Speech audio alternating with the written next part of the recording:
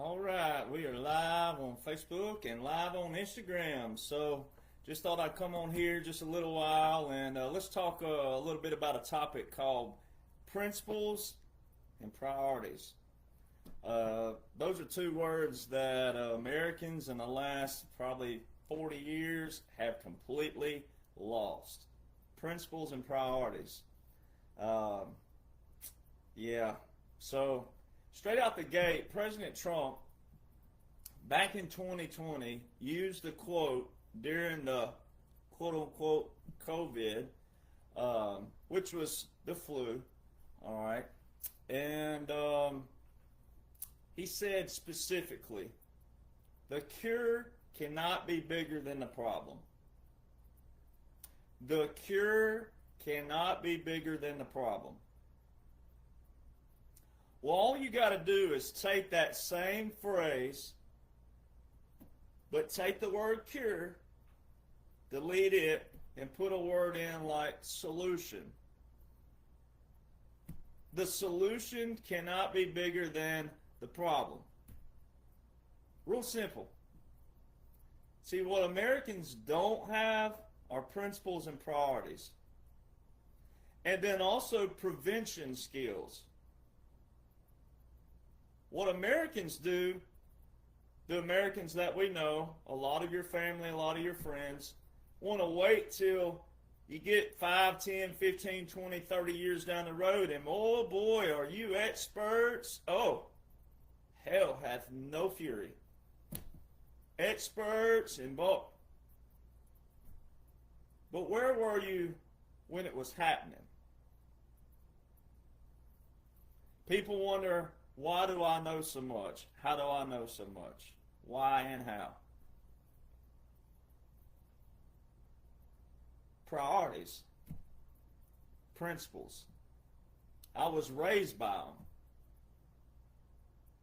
Now, those are two things that I personally believe that you got to be born with. But then again, on the flip side, I do believe if you're a person who's good, upright, and moral, you could probably learn them if you don't have them. Not everybody had the same opportunity that I had to grow up with the grandparents and the parents that I had. But the reason why I am like the way I am, again, is my heritage, is my lineage. I am a Native American, but I'm also a son of the Confederacy and the son of the Revolution. So my family dates back no matter what. But more specifically, my grandfather, one of my grandfathers, farmer, he was 80 years old when he passed away, and I was 10 years old. He would be 114 years old today if he were alive. So I was raised by a father who was 41 years old when he had me. I was raised by a father that didn't get a TV until he was 19 years old. Didn't see a TV until he was 8 or 9 years old. Listened to a radio growing up. Just my dad. If you told that to a 16 or 17 or 20-year-old today, they'd think, oh my gosh, you're ancient. And I'm like, no, I'll be 43 years old next week. Not that old. That was just my father. And then my grandfather. Only one of my great-grandparents was born in the 1900s. It's not that far back to our foundation, to your lineage, to your heritage. It's not that far back. You make it that far, though. And you get spoiled. I like to use the term spoilt. All right, slang terms. Spoilt. You're spoilt. You're ruined. You're ruined because of where we are. Technology, which I'm going to get to in a minute. But Americans, most Americans, not you patriots, there's a lot of you that support me. And it's not just, it ain't about me, it's about us. And those who know me, you know that. But your family and friends, majority of your family and friends, those Americans, they're prisoners. They're prisoners. One, by design. Two, by choice. There's no excuses at this point that people can look at a ball cap on the side. And, I mean, it's every day on President Trump's ball cap. All day, every day. And in the new documentary for Melania, they make an emphasis on 45-47. You have no excuses to be lazy, complacent, whining, and still feeding like piranhas on drama. You have no excuses whatsoever. With today's technology, you have zero excuses.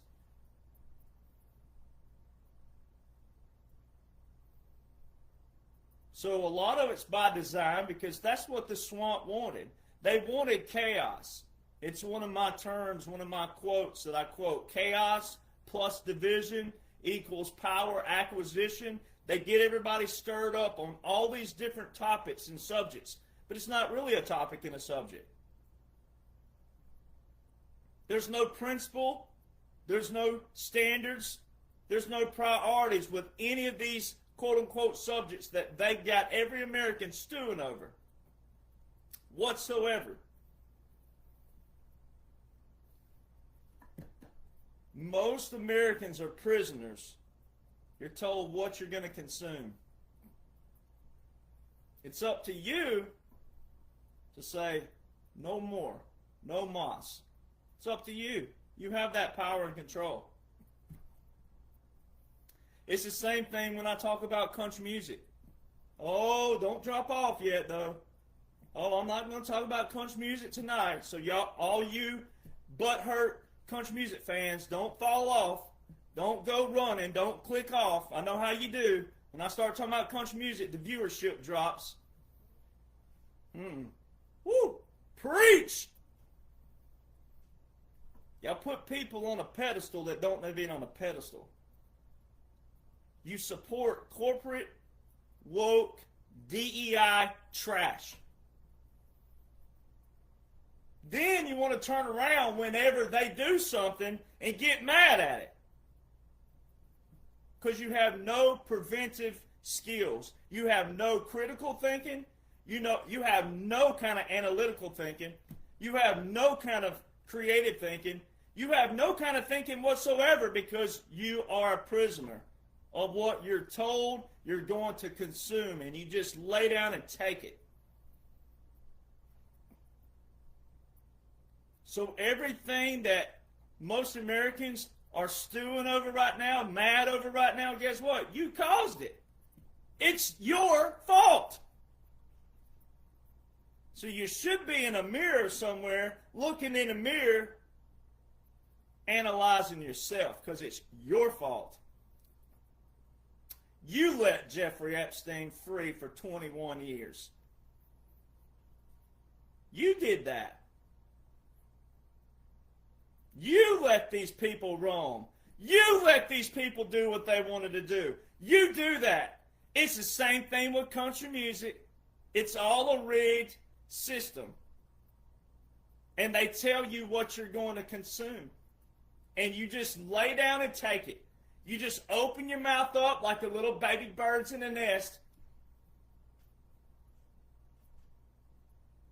Go on, drop off. Go on, click off the page. Go ahead, click off the podcast. Go ahead. Do what you normally do.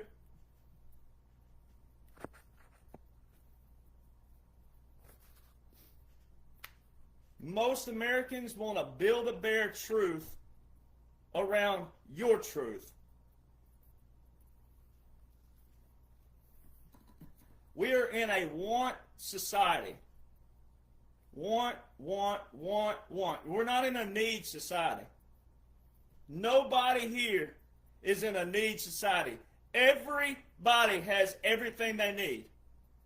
If you're on the internet watching a video, you have everything that you need.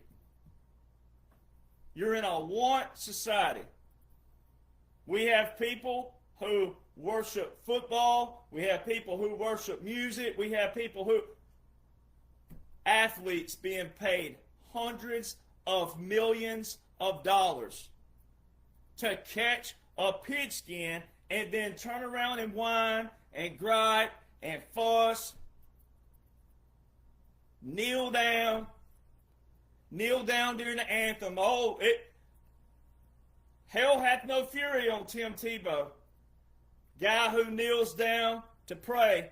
Oh, he is, this guy, we got to get him out of here. But a Muslim, a piece of trash Muslim, kneels down and, oh boy, he's a hero. Your priorities out of line, Americans. And most of you are Christians. Quote unquote.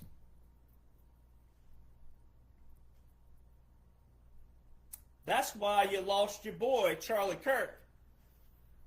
President Trump, one of his speeches was at Turning Point USA before the election. And what did he say? The biggest population of people who do not vote in America are Christians and gun owners. But boy, are y'all judgmental. Y'all know everything. You are holier than thou. Everybody's guilty but you. Ooh, boy, it's cold down here in the South, but it's warming up in here right now. We're in a want society. A lot of these Americans I'm describing are females who watch a show called The Bachelor. 29 years The Bachelor and The Bachelorette have been going. 29 years. And y'all wonder what happened to the word love. You wonder what happened to the word commitment. You wonder what happened to all the things that my grandparents and that generation, they didn't date each other. They didn't go on dates. They didn't argue about where they were going to go eat. None of this wants materialistic society. My grandparents didn't even get to court each other but about a month, both sets. Then one of them eloped, and they were married 51 years and never had a honeymoon. But oh, you holier than thous, all you Epstein experts, all of you holier than thou people. How many of y'all are watching The Bachelor? Go ahead, click off. You feel guilty, you're going to leave. I know how that works. The Bachelor. So let me just paint this picture really quick. So if a guy like me, single, never been married, no kids, 42 years old, I'll be 43 next week. I get 25 women in my household. And my neighbors hear about it. Guess what I am? I'm a whore. Male whore. He's got women in and out of there, left and right, son. I mean, he's got them rolling and strolling. But, hold on, there's just one key piece that Americans do. Camera crews come around, set it up here, put the light in here, put the light over there, put the light right here, put a hot tub right here, 24 roses, 25 girls. Here's the plot. Here's what we're going to do. Here's what you're going to say. You get 1 hour in this show, and you get to kiss them all, love them all, hug them all, and you know what them all. And at the end, you give X amount of roses until you axe one off every week. And you Americans call that romance. Reality TV. No principles in America. A guy has 25 girls in his house, he's a whore. Put cameras around him, he's a gentleman. You have some voice come in there. Like Dan Rather on NBC, and hey, this guy right here, he grew up in Southeast Texas, and he's a cowboy, and he does this. He goes to church on Sunday, blah, blah, blah, blah, blah, blah, blah, blah, blah, blah.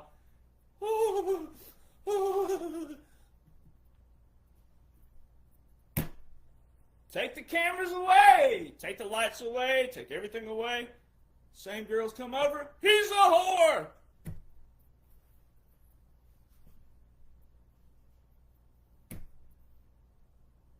Online. Look what social media has done to society. Really think about what social media has done to society. Look at what emails and text messages have done to communication. How many relationships have you been in? Business, friends, family, doesn't matter. They all apply. Look at all of the text messages that have been misconstrued, misread, misjudged, didn't go through. You didn't send a text. You didn't read it. You read it. You didn't respond. You didn't respond in time. What are you doing? You must be cheating. Think of all of the things that non-communication, real communication, has done to society. Then apply all the people on social media in the comment boxes every day, all day, every day. They have a short shelf life. But people are in them all day, every day, all day, every day. Look at writing versus typing. I write out my notes. I handwrite all my notes. To this day, I have the scripts that I hand wrote, my 3 #1 bestsellers, the outlines too. Handwrite them. I have the brainstorm where I just wrote all of the ideas and topics and subjects and chapters that I wanted to talk about. Then I have the portion where I took that and went over and I put them in the order of which I wanted to write them in. How many of you have written a letter lately? How many of you grew up writing letters that haven't written a letter lately? Just a letter or a note. Think about it. Think about what, if you're over 40, you wrote love letters, you passed them in class. Remember the little thing that had a little, remember that? And then it led to where you open it up. And, oh, Snookums, honey pie. Snooky, Snooky, I'll see you after class, baby. Remember that little thing? Remember that? Yeah. So, remember all the stuff?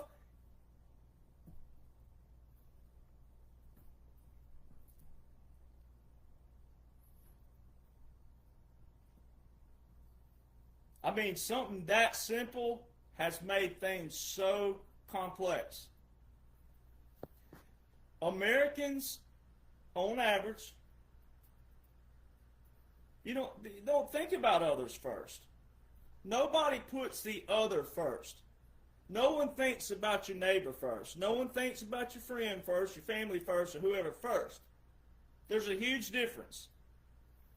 Like, for example, again, my parents, my mother, every time I go on a podcast, my mother will send me a message. She'll say, take God with you.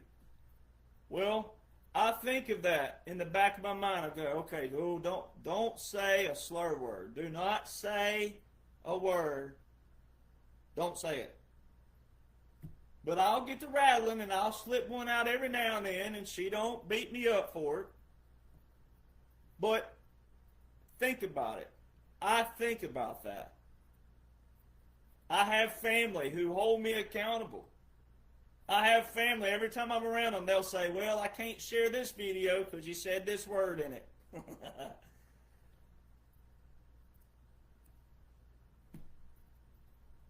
But I have a thing called conviction.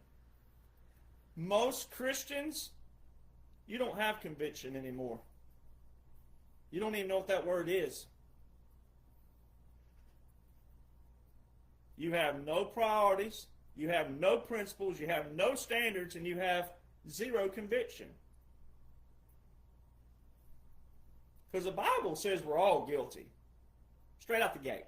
We're all guilty. But that don't mean that you can go rob a bank, get away with it, then ask forgiveness later. Can't do that. which means you always have to be preventive. You always have to be in a mindset of prevention first.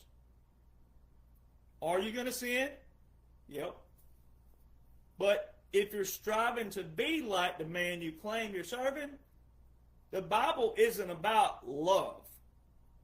Love is all over the Bible, but the Bible is about change. It's about repentance. It's about forgiveness and changing. It says not to be part of the world.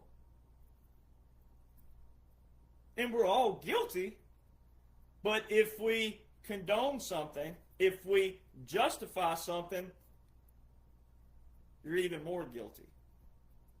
God knows your heart. He knows if you honestly slipped up. He knows if you honestly made a mistake. But he also knows when you're comfortable. He knows when you're justifying it. He knows when you're already telling him what you want. You're praying for it, but you're already telling him what you want, not what he wants. And I'll be honest for a moment. I'll be vulnerable with you. I've always been from the start. I know why God put me here. I know how God put me here. And I know who put me here through God as well. I'll be vulnerable with you, though. I've said this before. Growing up my whole life, my grandfather was roommates, which back then they called it boarding mates, with Hank Williams Sr., 1943 in Mobile, Alabama.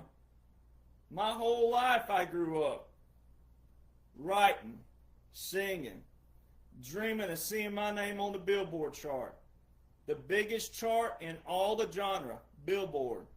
Billboard Country Airplay. At the time, growing up, it was a hot country songs, but now it's the Country Airplay. I dreamed of seeing my name up next to all of my honky-tonk heroes. Then I got to see my name on that Billboard chart. The biggest chart in the whole genre. Got to see my name. My honky-tonk heroes weren't there anymore because they're all older. Then I learned how it works.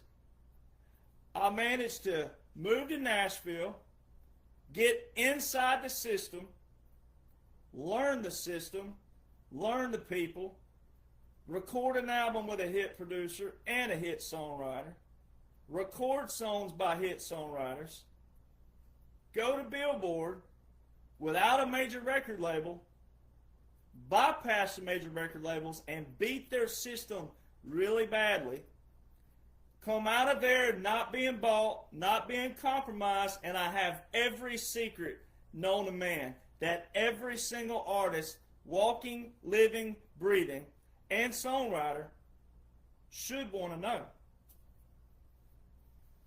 Is talking about 45-47, you think that was part of my plan or God's plan?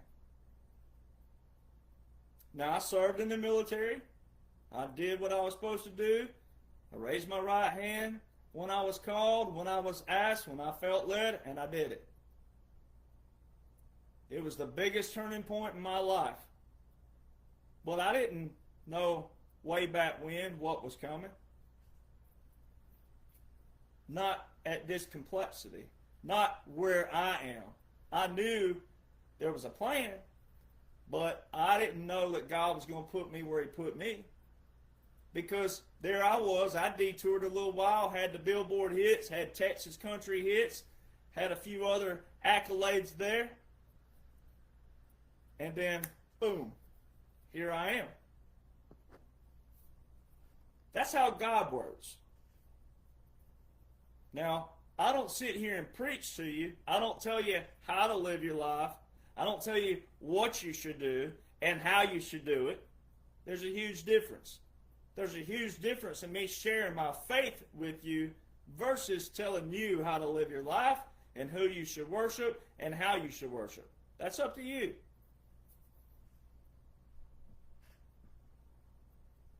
Well, that's how God works. If you'd like to know God, you can know him. He created you.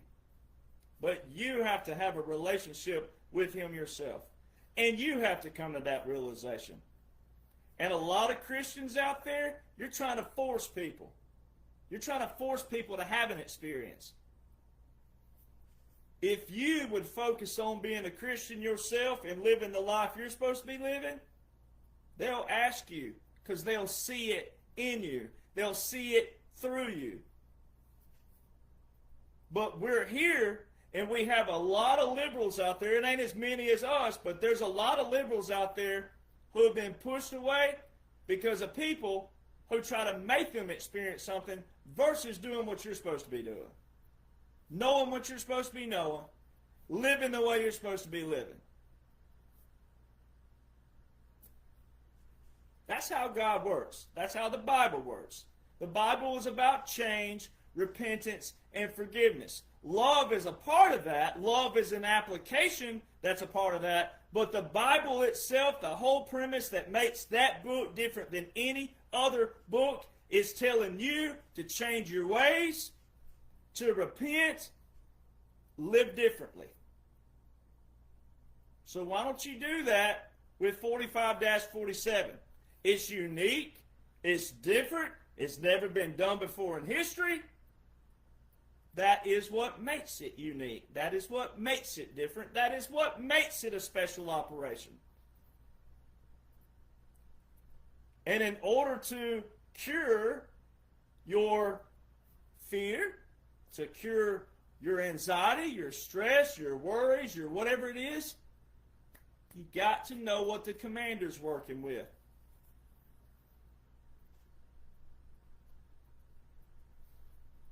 It's real simple. But Americans, you got to start thinking about others first. But that starts with a foundation. And so many Americans do not have a foundation.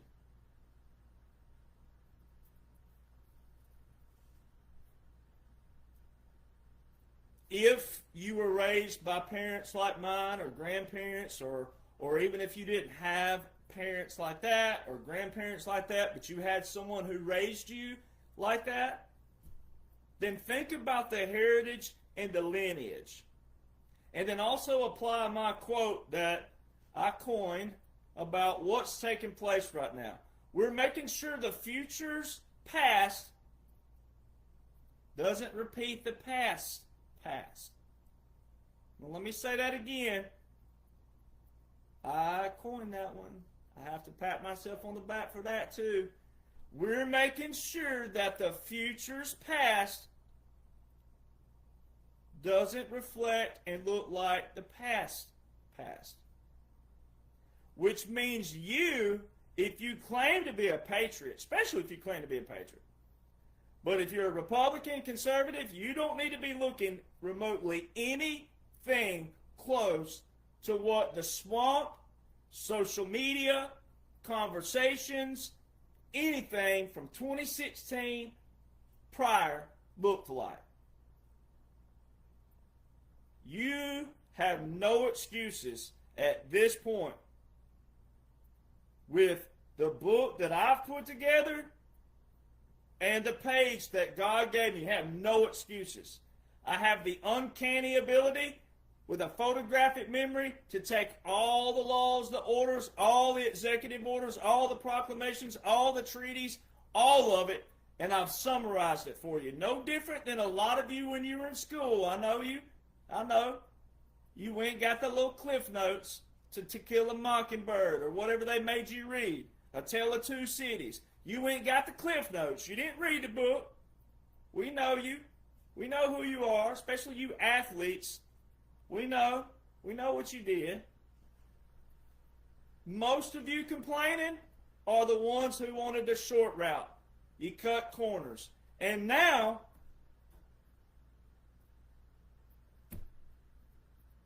a lot of you still want to cut corners. You want a short answer. Oh, if you can't say this in under 30 minutes, it's waste time. That's your problem.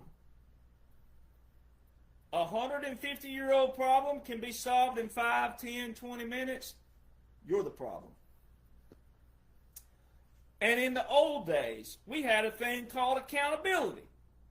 In the old days before technology, which wasn't that long ago, accountability.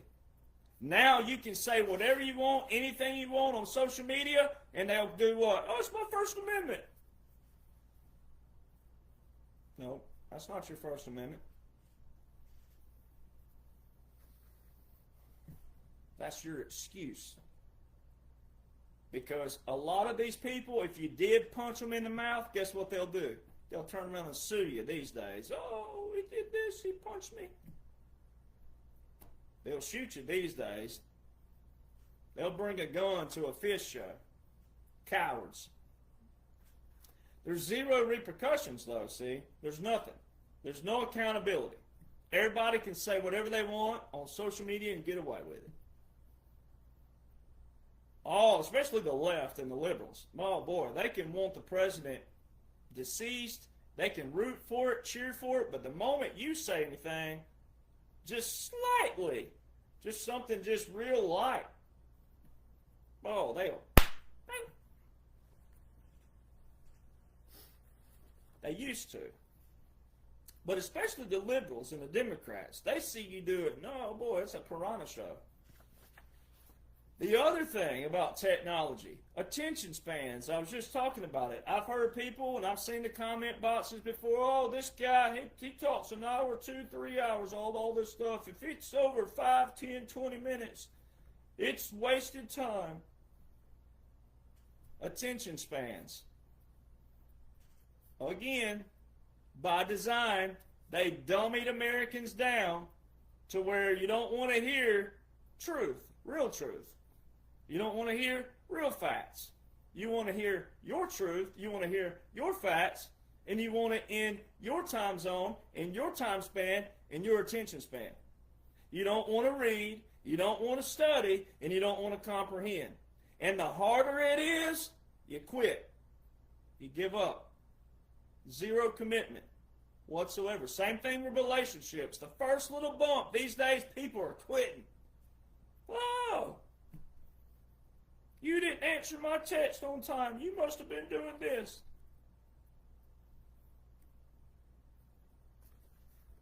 Principles, priorities, prevention. Technology is a big topic tonight. Technology. I say this all the time. People who know me personally, I say this all the time. The better technology gets, the dumber people get. Everybody has a phone in their hand today. At least 8 hours a day, some studies show. 8 hours a day. A little tiny computer in your hand. Google, DuckDuckGo, whatever you're using. You have all access to knowledge, information, and facts. The problem is you have what? Zero foundation. Because knowledge today, that word, knowledge, the word information, the word facts, the word truth, it's all over the board. But the common denominator in this situation, in this certain topic that I'm talking about, the common denominator is the foundation. Because liberals and Democrats, they use the word Constitution all the time. Oh, we got to protect our Constitution, blah, blah. They use the very key thing that came from our foundation. But it's only one piece. And it's not the most important piece. This is why Republicans, conservatives, patriots, you do not want to use the Constitution as your premise and your basis and your foundation in any kind of topic of such in delivering to anybody what's going on right now. Outside of the fact that, yes, when you need a quote from Article 1, Article 2, but especially Article 2 with the president, that's fine. But what you never hear liberals talk about is the Declaration of Independence. That's the most important. That's where your civil authorities, your civil responsibilities, your civil duties comes in. That's where those come in. It ain't the Constitution. The Constitution is a framework for we the people to keep Congress in check. It don't change.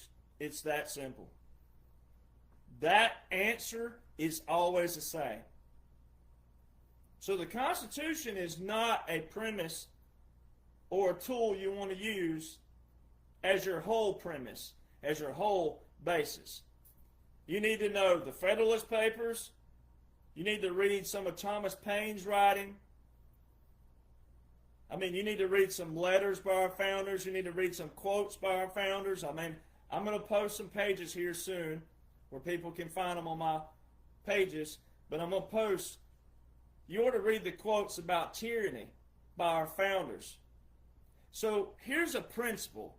When a libtard out there uses the word Constitution out of their mouth, but they turn around and say the word democracy, those cancel out. That negates straight out the gate. We're not a democracy. Article 4, Section 4 of that Constitution says a republic. Federalist Papers number 10 and number 14, written by the man, James Madison, who is the sole author of that Constitution. James Madison wrote Federalist Papers number 10 and number 14, and he tells you how democracies are dangerous. So when you hear the word democracy and Constitution in the same sentence, if it's a Republican, they need corrected. If it's a libtard, not only do they need corrected, but they need slapped. Because they don't understand the term correction.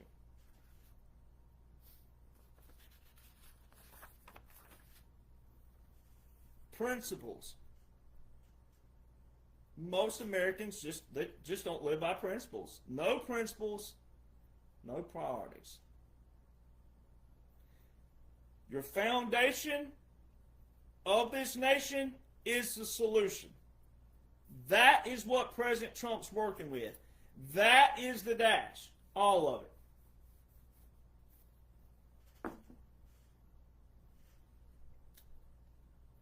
Solutions versus opinions. Oh boy, I could preach all night on this. Everybody has an opinion, but if an opinion doesn't come with a solution, meaning an application of this opinion, and if that opinion, especially when we're talking about President Trump, and we're talking about the National Guard, we're talking about the military, we're talking about operations, we're talking about executive orders, we're talking about something to do with what's going on right now, if that opinion doesn't have a solution that has a foundation in that operation, it's just air. It's just oxygen.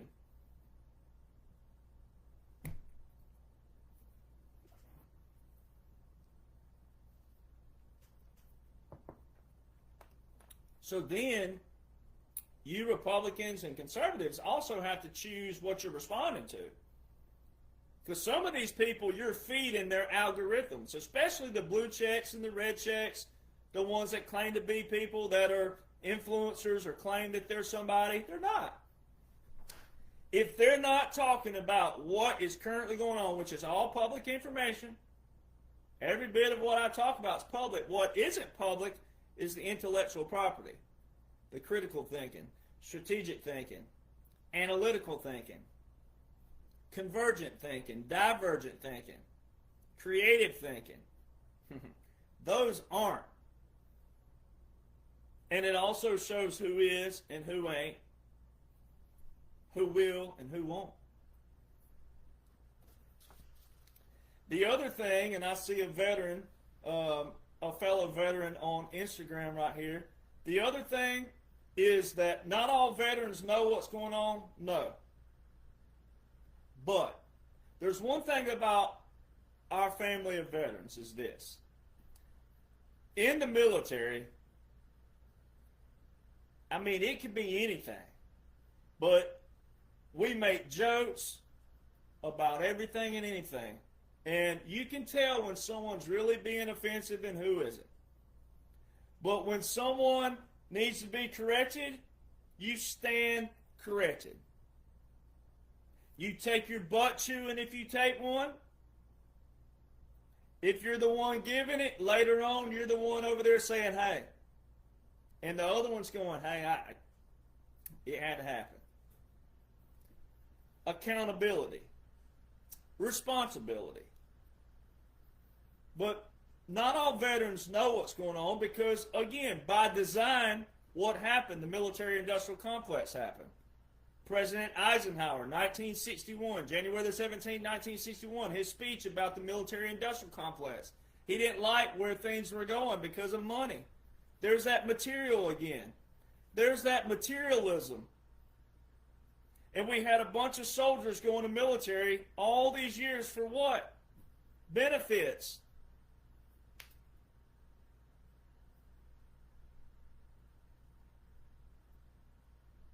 Privileges versus benefits.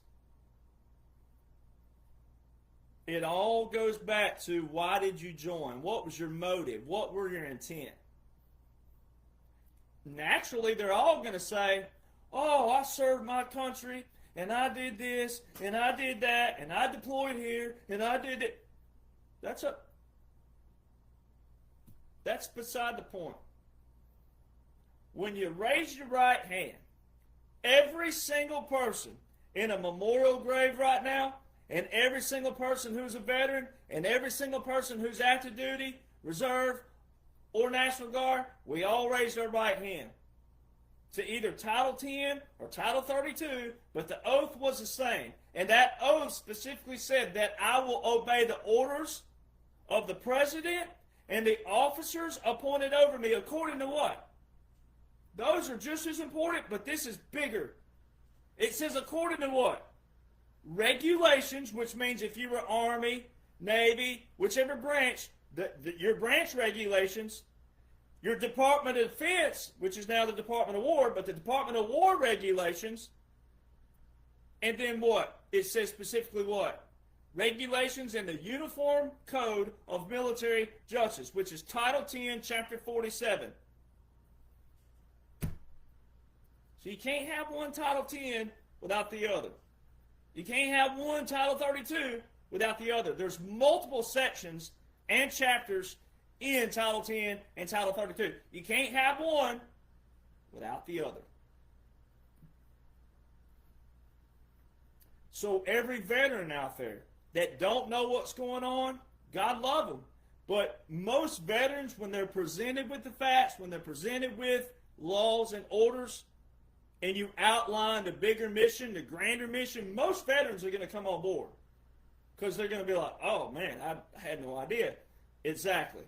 So you probably want to keep your mouth shut out there. Like I tell people, you probably want to keep your mouth shut. There's a Mark Twain quote that it's better to remain silent and be thought a fool than to open your mouth and remove all the doubt.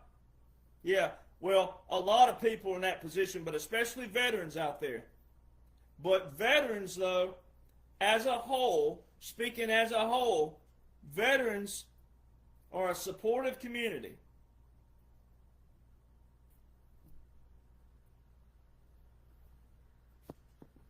And the grand mission is humanity. The grand mission is women and children first. It's always been that way.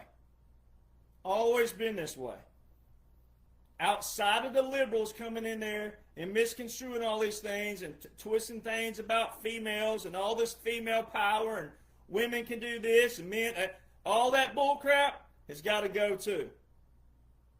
Just be who you are and be the best you can be, whatever God designed you. But the grander mission. The problem we have right now, though, outside of some veterans not knowing what's going on, is Americans still want what? Quantity versus quality.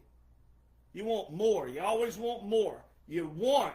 Remember the want topic? Want. You want more. Well, Derek, why aren't more veterans saying this? And why aren't more veterans standing with you? And why aren't more veterans?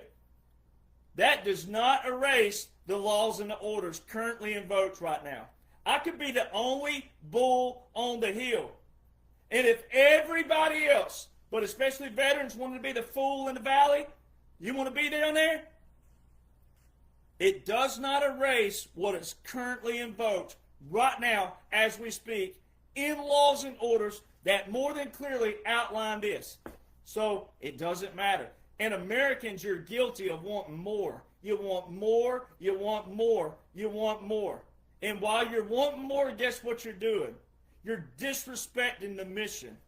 You're disrespecting every memorial grave across this land that raised their right hand and took the fall for this nation, especially if they took the fall in combat, especially during all these foreign wars by all of these career politicians who lie to you for their own gain. And you have all of the access in the world to every bit of information that you need to make applicable to take action. And yet, here we are, what is most American feeding over right now, and a lot of Republicans, conservatives, and patriots. What are you feeding on? Jeffrey Epstein. Because you have no critical, strategic, analytical, any kind of thinking skills, and therefore, because you don't have that, guess what you can't get to? The avenue that leads you to what? Irregular warfare, unconventional warfare, asymmetrical warfare, guerrilla warfare, which all tie together is hybrid warfare. You can't get to those because you're too busy over here hung up on drama. The past. The same old, same old. You want different resolutions, but you're not willing to change your formula with the solution that's there to get your resolution. You have zero respect for special operations.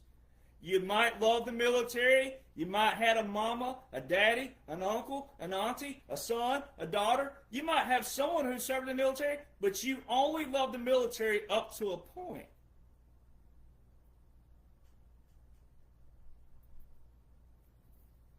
And that's the point of your complacency.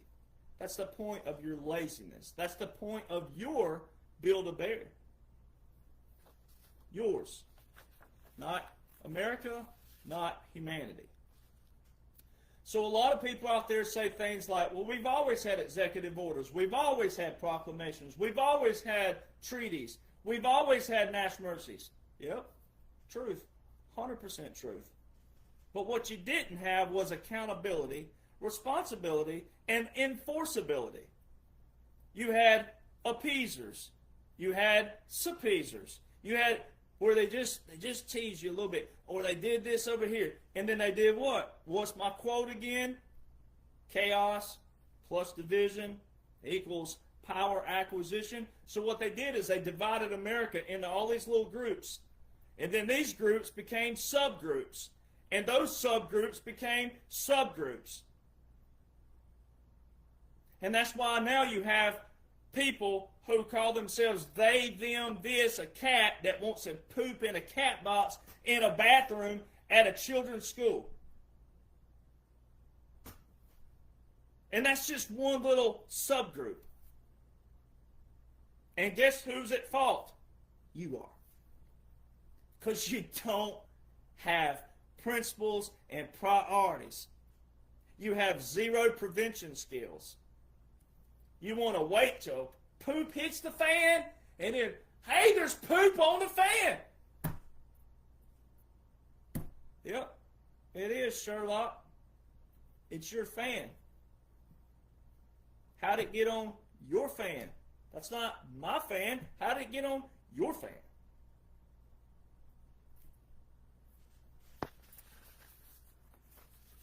But no, not this time. The executive orders that are currently invoked, the executive orders that President Trump got handed rolling into 2017,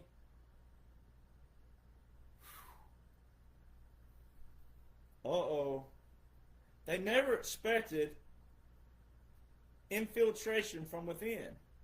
See, when you're being a good person, you're just being a good person. There's no reward for that. Your reward is if you're a Christian and you die, you get to go to heaven, paradise. But outside of that, occasionally, yeah, if you saw someone who's about to rob a bank, you tackle them, take the gun from them and all that, you might get a key to the city from a mayor, you might get some recognition, but overall, on average, every American, you get nothing for being a good person. Because it's expected of you. We come into the world and we're innocent babies. And we grow up, right? Some of us have different opportunities than others, there's no doubt. There's no doubt about that. But look at all the people who have made success stories that came from nothing, that came from poverty, that came from abusive relationship families and made something. If one person escapes any kind of tyranny, any kind of abuse, nobody has an excuse. Nobody. Because that person applied some thinking skills. That person didn't play the victim. That person turned and took their situation and they created a life with it. A lot of Americans play victim right now. Everybody's a victim of something. Oh, they said this to me and she said that. She typed, can you believe what they typed to me? Do you believe what they said in the comment box? Everybody's a victim.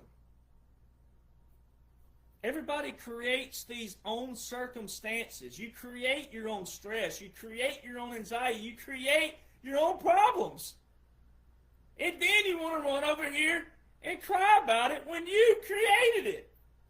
And majority of those entities, those people, you know what their biggest quote is? I hate drama. The ones who say that the most are the very ones who start it, create it, fan the flames, pour diesel fuel on it, and ignite it. And then run around and play victim.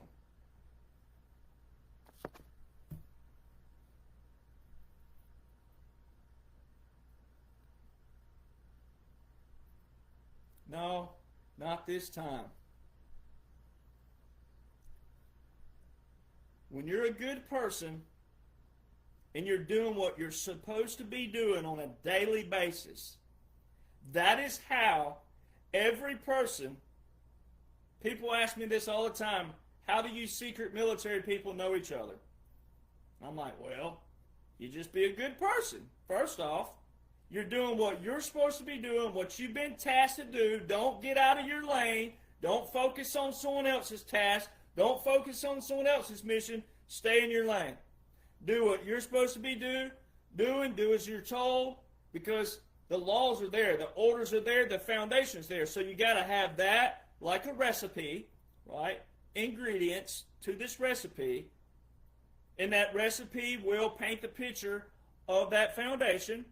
And then you have to know what the mission is. What's the grand mission? Every veteran that's listening knows this. There's the war, then there's battles, then there's missions. And there's multiple missions with the mission. And all those little missions add up to the battle, and those battles add up to the war. You know, while we're here on this topic, let me excerpt something real quick. Speaking of that, if you go back and look at the battles of the Revolutionary War, the Patriots didn't whoop the British. The battles were pretty even. It was the Patriots' heart, though. It was the Patriots' vision. It was the Patriots' writing. It was the Patriots' creation. It was the Patriots' establishment of all of those and their heart that sold enough on the other side for a little while. There were still fights. There were still wars. The British, they came back. Oh, it was 1812, 1814. Didn't last that long. But America's always a fight. And when you're a good person, it does seem like you're always fighting more. It does feel that way sometimes. I get you. But it's worth it. See, that's what most Americans are forgetting right now. If you're a patriot, conservative, Republican, you're forgetting that portion of it. America's a fight, but it's worth it. It's worth the fight. And see, a lot of Americans, though, because you're in this want and materialistic mindset, you're not content. Happiness comes and goes. Contentment is where you want to be. I can't get you there, and I can't make you feel it, and I can't make you experience it, and I can't make you get to that place. But contentment's where you want to be.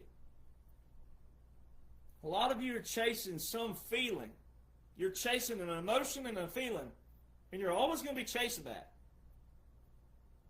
Because feelings and emotions, they're here and here and here.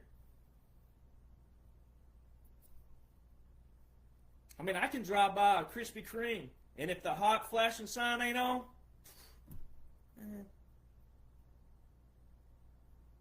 but I'm content because I love Krispy Kreme. Are they good for me? Probably not. But when I walk in there, the hot flashing sign ain't got to be on. I see all them chocolate glazed, and I see the little raspberry field. I'm like, contentment, contentment. I'll take 2 boxes of contentment.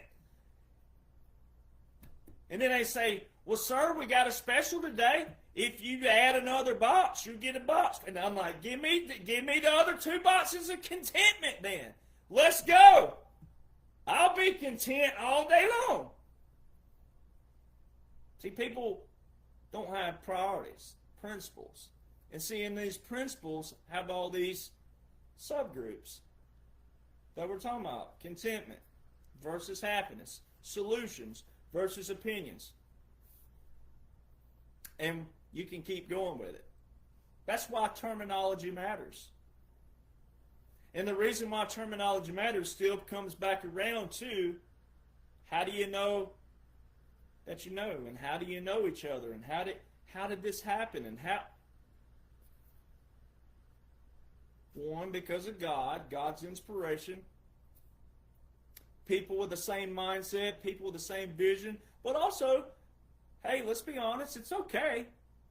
It's all right to be like, you know what, I'm tired of it. I'm sick of it. I'm frustrated with it. I'm fed up with it. Enough's enough. But see, to get to that place of fed up, frustrated, all those, you got to have something on the other side that's going to be what? The contentment, the fight, the worth the fight portion. And so many Americans, you don't know what you're fighting for. It's not materialism. And so many Americans think that this whole thing's going to make you a multimillionaire, and you're going to be rolling around in a Rolls Royce and a this and a that. And it's not about that. It's not about how much land you can have, how much cows you can have. It's not about any of that. That's a want. And until you get out of the want mindset, you're always going to be chasing an emotion and a feeling that's going to lead you empty. Now, this whole operation is going to end, and it is going to have a finale, and it is going to have vindication, validation, and it will be accounted for in history, and it's going to happen for everybody on the planet, and it's going to happen especially for Americans. But the reason why these podcasts are important, to talk, publish, share, and to get out there, is the prevention part. When we get on the other side of it, I don't want to be back in this position that every single one of us has been in the last X amount of years of your life. If you want to be right back where you've been with your anxiety, your stress, and the tax for a tax, for a tax, and this tax, and this tax, and that tax. If that's what you want, we'll be right back there. Quick. Because of population, because of technology, and because of lack of real education. I also know that's why God chose me, is because I have a bachelor's degree from the University of Alabama, and I have a master's degree from Colorado State University, Masters in Business, MBA. 8% of the United States of America have a master's degree. There you go. All right. I probably could get a PhD, but don't really want one. Probably could go to law school, but don't really want to go. I know more law than lawyers do. So 45-47 is the operation. You hear me like a broken record, a beautiful broken record weekly. That is the operation. The whole thing is an operation. Just like that. You got to look at it like that. The whole thing. You are about right here. Right now. Is 47 over? No, it's not over. So Americans, conservatives, Republicans are looking at that beginning of the 47 as real time. It's not real time when it comes to the operational portion. Everything you're watching was by design. Strategic operation, a counter psychological operation, and a counter on all of what the deep state did. That's why it was so awesome that, hey, if Congress was doing what they were supposed to be doing all these years, instead of trying to limit the president, take away his power, establish all these statutes, codes, etc., amendments to the War Powers Resolution Act, which stem from the War Powers Act, which are unconstitutional. If Congress would have been doing what they were supposed to be doing, they wouldn't be worried about the president. See, if everybody would do what they're supposed to be doing, but what did they do? They knew Americans were lazy, complacent, don't know what you're supposed to know, don't know how to hold them accountable as a whole, not one here and there, and not a few little voices here and there, make a little bit of chatter here and there.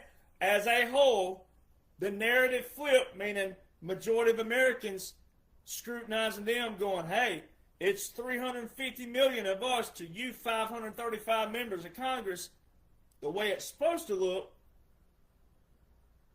But Americans don't know that, didn't know that, so you can't hold them accountable.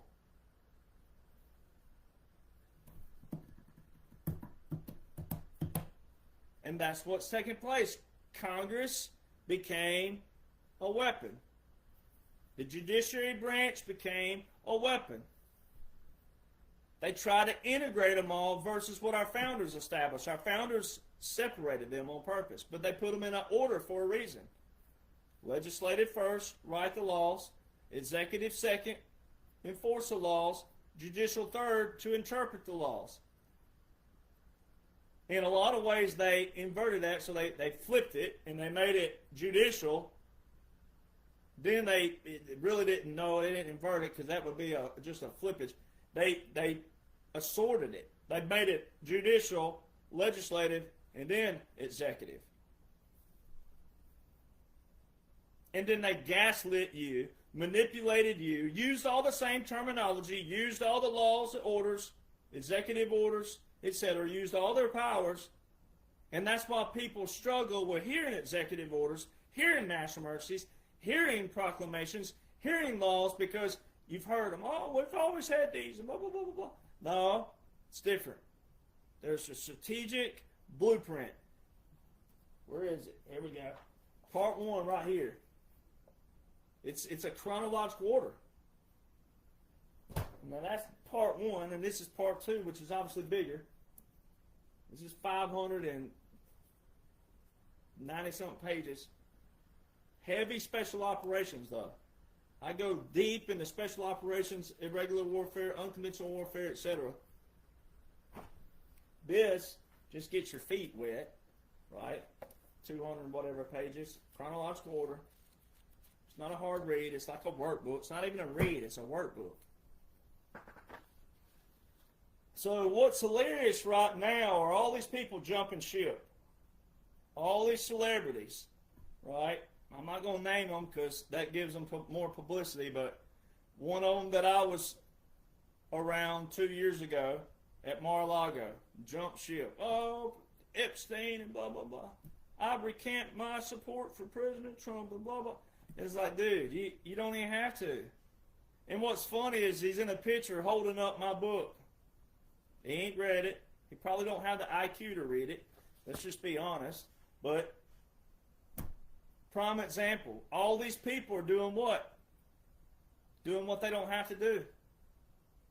If they knew what they're supposed to know, but let's start out with this. If they were a good person and then knew what they were supposed to know, they wouldn't be trying to create drama, stir up drama. And a lot of you patriots out there, you got to stop this. I'm going to tell you something else. Patriots. Just because they got a blue check or a red check doesn't mean that they're being told to do this. There's a lot of people out there that are not a part of this operation. And a lot of you patriots think just because there's someone famous that they're a part of. No, they're not. No, they're not.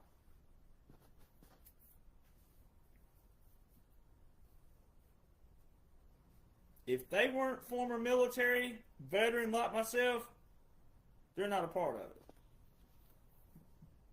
The military does not recruit that way. The military don't go get people with criminal records. A lot of these people have criminal records, by the way. A lot of these podcasters out there have criminal records. All accessible to you. And the ones like me, who are actually a part of this, tiny little part, but went through all the credentials, got them. I have a press pass. I can go anywhere with the military, anywhere with the press.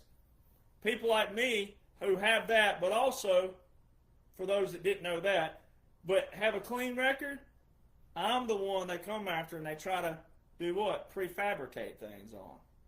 And that's the world we're living in, which is what I'm getting to right now. We're in the technology world. We're in the AI world. So now they really amped it up. Now, anybody who has the skill set to get on and make a photo, like this right here, I did this all on my own on AI.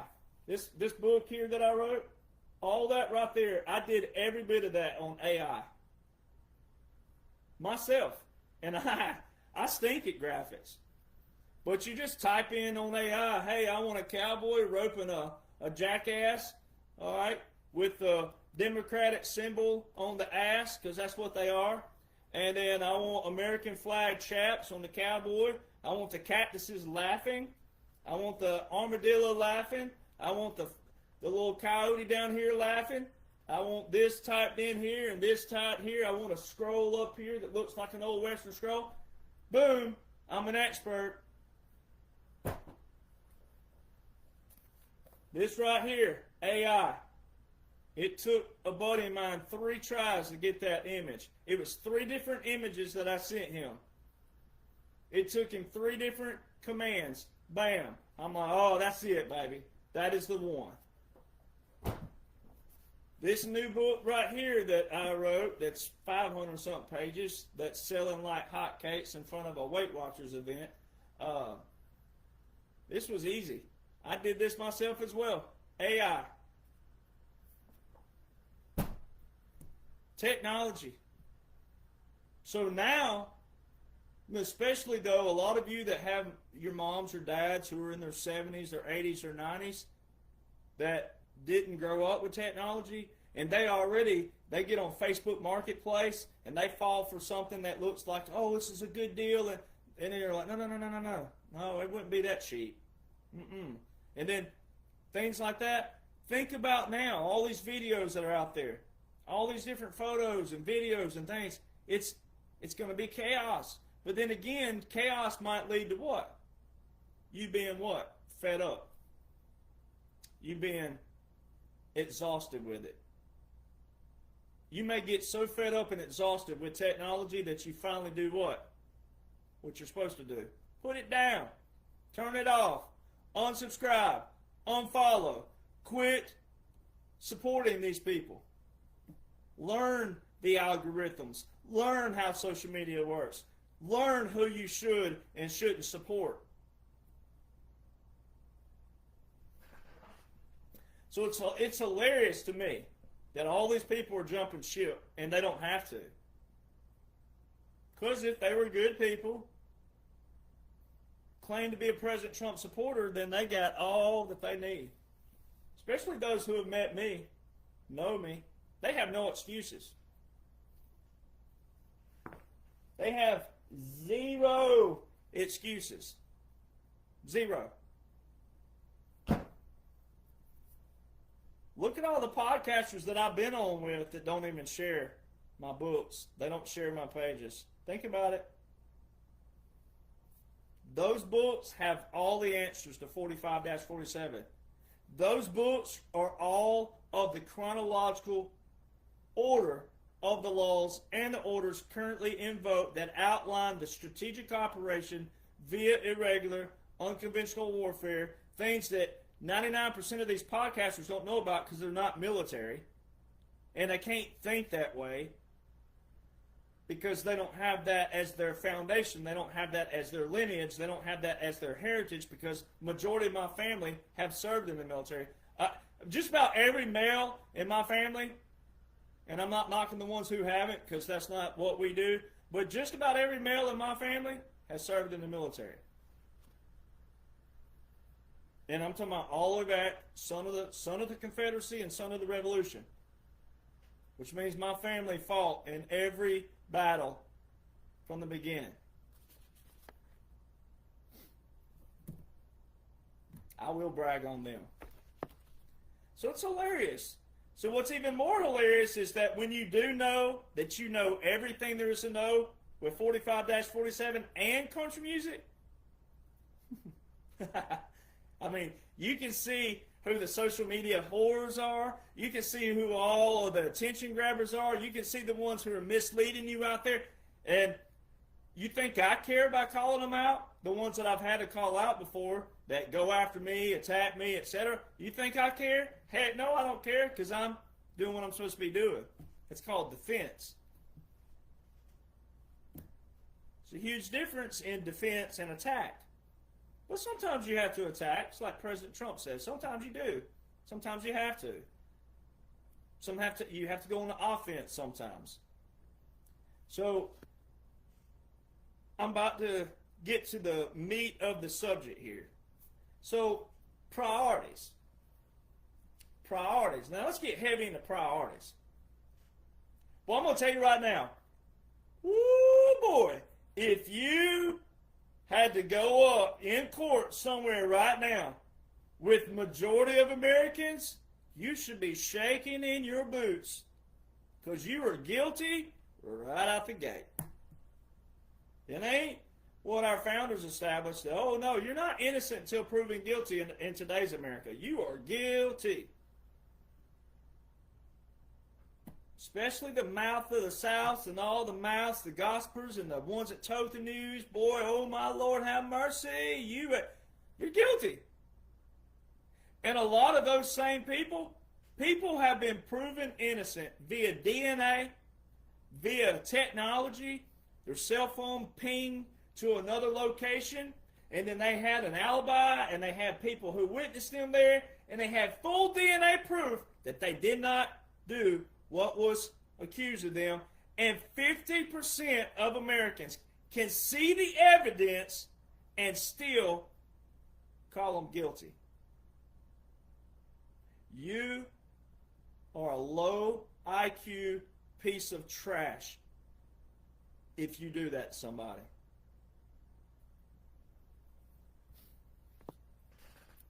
That's as conservative as I can get with that one. So the American jury, guilty. No evidence.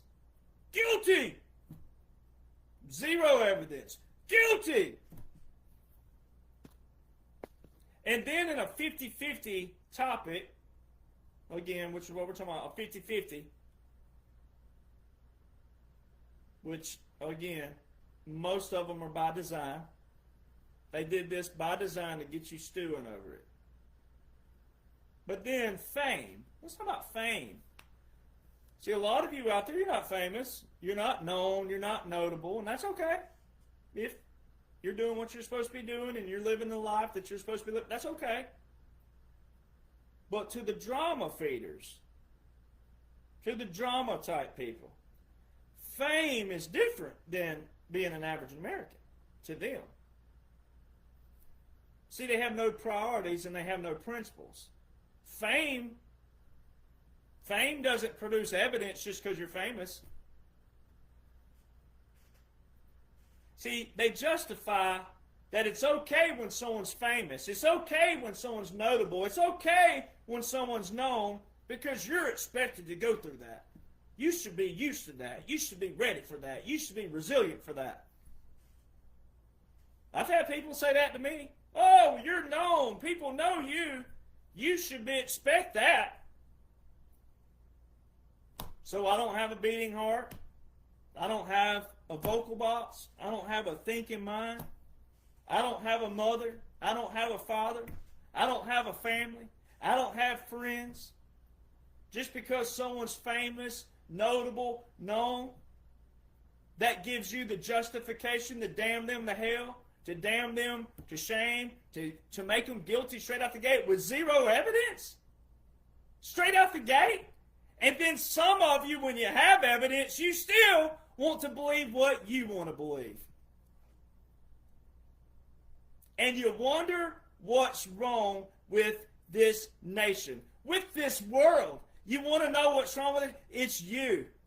If you think like that, it is you. It's not us.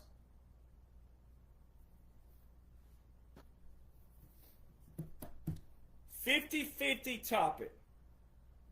Epstein. To the average American who don't know anything about their foundation, how they're here, why they're here, what they're supposed to look like, what they're supposed to know, how you make that applicable in everyday life. To the average American, that's a 50-50 topic. Republicans are over here saying this. Democrats are over here yelling this. Not a single one of these entities are preventive thinkers. Not a single one of them. They're not practical. They're not logical. They're not analytical. They're not critical. They're not strategic. They're not divergent. They're not convergent. They're not any kind of thinker.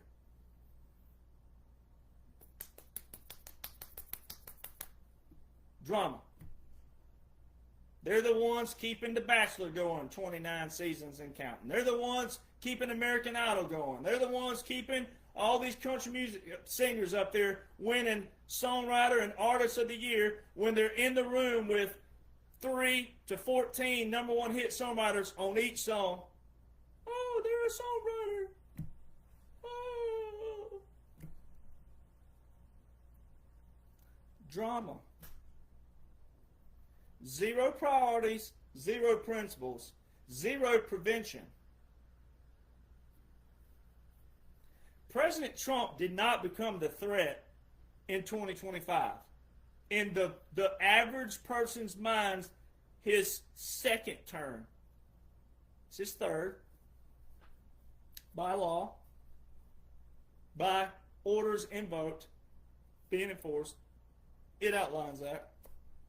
But for the average person out there, God love them. The average person, President Trump didn't become the threat on January the 20th, 2025. President Trump became the threat June 16th, 2015 when he rolled down the escalator. That's when he became the threat. He became the promise on November the 8th, 2016. And then the promise went into effect on January the 20th, 2017. And if this was not a strategic operation, if this was not a special operation, then if you believe that Joe Biden was real, and if you believe that Kamala was real, and if you believe all that was real from 21 to 25, you have to explain all the things that I outlined that quote-unquote Joe and the Ho and all of them did not do with President Trump's Title 10 and Title 32 orders, and also why they didn't terminate certain executive orders and national emergencies that President Trump put into place if President Trump is a Nazi, a king, a dictator, a threat, and all these things that they're assailing. You have to explain that first before you ever get to Jeffrey Epstein. And if you can't do that, then it shows where your priorities are. It shows where your complacency is. It shows where your laziness is. It exposes you. It exposes your intent. It exposes your motives as an American. It shows that you are or you're not a contributor. Because I can tell you right now, every American that has read, studied, comprehended the 45-47, especially outlined by me, the only one who does it, then guess what? You will not have a contribution type conversation with any of them. And you're going to be left behind in the future, in the golden age, and you're going to wonder how they got where they are, and you are down here eating crumbs.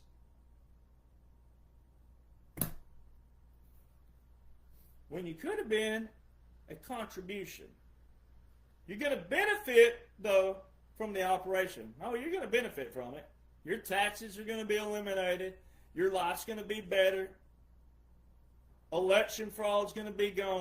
You're going to benefit from it. But when you're over there because you ostracize yourself looking like a moron when you didn't have to look like a moron, when you stayed in the past and you didn't have to, when you jumped ship and didn't have to, when you recanted when you didn't have to, and you wonder why you're on a lonely island over there and nobody wants to talk to you, it's your fault. Because I can tell you right now, if you hate somebody, I don't hate anybody, personally, even people who have tried to frame me. I mean, I've had people try to frame me. Think about that. People I know try to frame me. I've had people try to steal my trademark, then lie about it, play a victim, which to be expected because they're narcissists. I've had all these things happen, but especially frame up. Frame up is even worse than stealing something like that. When you try to frame somebody,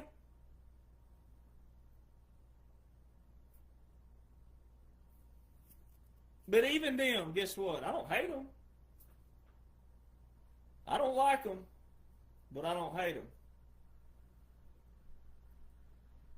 I love them through God, but I don't like them through Derek. I don't let that animosity build up right here. I keep it right here as a talking point, as a reference point for principles and priorities, but I don't keep it right here because of conviction. So I can't really speak on hating someone, but when you look at what is projected by quote-unquote Joe, Kamala, the Democrats, etc., right now, even though it's theater and it's all by design, it's all strategic, it's all part of the movie, it's all part of the show, it's all part of the operation, but for the ones that don't know that, when you look at what they're projecting out there, they want... A couple of weeks ago when President Trump's Air Force One had to reroute, these people were literally on social media wanting that aircraft to crash. That is hatred. That right there is nothing but the devil. That is nothing but wicked. That's nothing but evil. That is pure hatred. If you hate someone that bad, but let's just amp this up. Let's just say that Joe Biden, the real Joe Biden, hated President Trump. Let's say Hillary Clinton hated President Trump. Let's say that Obama hated President Trump and Comey and Schiff and all these people. Let's just use the word hate and let's make it applicable to this situation, and let's just assume that they hate him. With the pure hatred and animosity and all these other things that you see with their people out there, if you hated someone,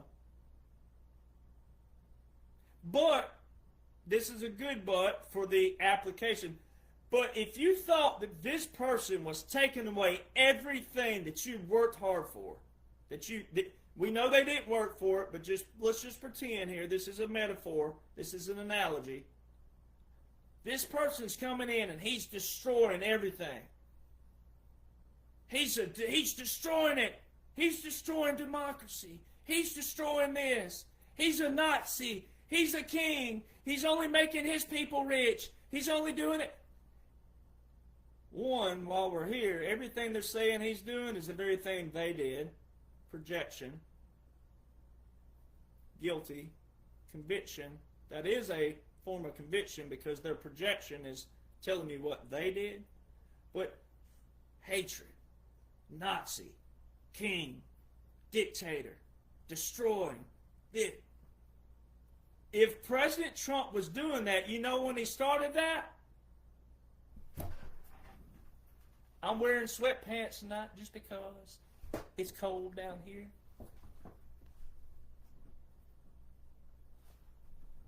How do you twerk, ladies? Some of you Instagram models need to show me how to twerk. I can't twerk because I got a bad back. Do you know when President Trump started destroying everything, ladies and gentlemen? Do we need some twerkers? Huh? Because I wish I could go in, and I wish I was that good at graphics. I could just slice the video and come in and put a twerker there. Oh, yeah. Trump dance. Like an amplified Trump dance.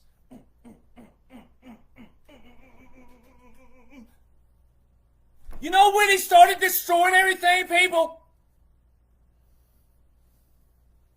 January the 20th, 2017.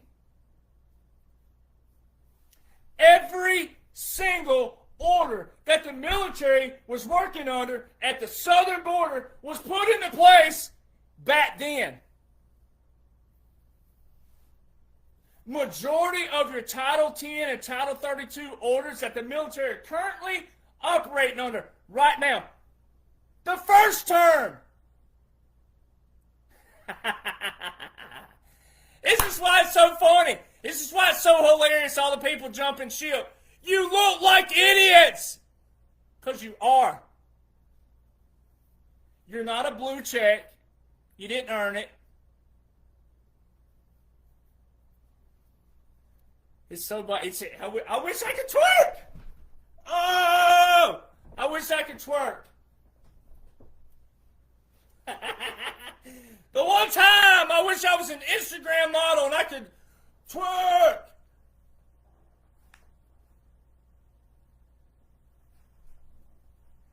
That is how stupid people look. You have to use the term stupid. Ignorant can be educated. Stupid means you are absolutely stupid. You are told over and over. It's this simple. Hey, all of us military, our Title 10, Title 32, they're not continuation orders because you Democrat, you libtards out there, you have to have a congressional authorization. Well, why does President Trump have one and Joe Biden doesn't? So if Joe Biden doesn't have a congressional authorization and there's a 90-day application for that congressional authorization, but the troops that are operating right now don't have a current Title 10 or Title 32, but the most current Title 10s are from the first term of President Trump.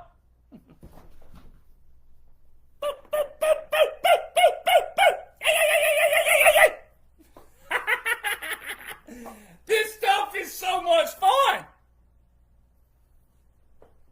It's that simple, but yet it's that hilarious. That it is really that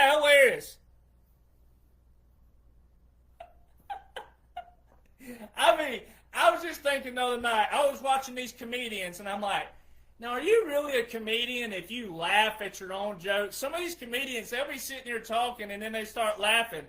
But now I'm like, you know what? I get it now because this is so funny. It really is that simple. It really is that simple. A friend of mine 3 years ago was like, you need to make that a t-shirt. You need to put that, it really is that simple. And I'm like, that won't sell. And it's not about sales, but I'm just like, no, that ain't even, if one person may buy it, you're going to buy it. You're going to be the only one to buy it. It really is that simple. All these liberals, all these Republicans jumping ship, all these rhinos jumping ship. If you hate someone and they're destroying everything you claim you work for, President Trump did not become the threat now, last year. And all of these key executive, that's why they're not just executive orders, that's why they're not just national emergencies. That's why 45-47 is not 2 terms, it's not real time, it's not just normal. It's an operation. That is why God put certain people where he put them, where he put us.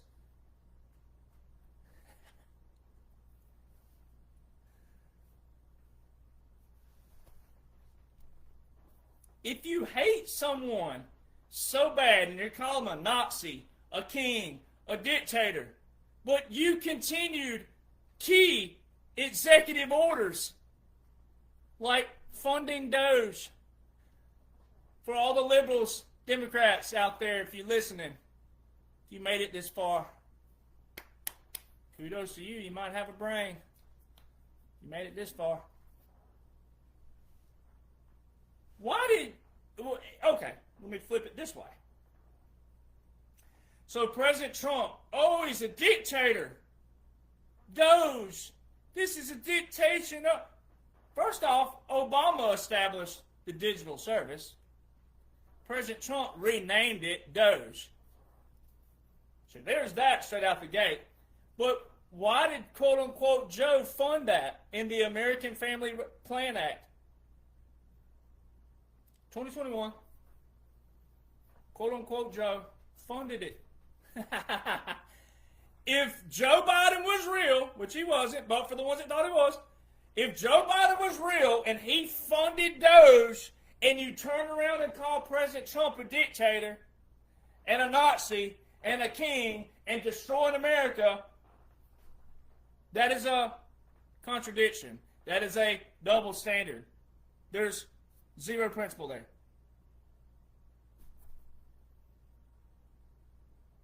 Yeah. The military orders are the most key, though. They're not continuation orders.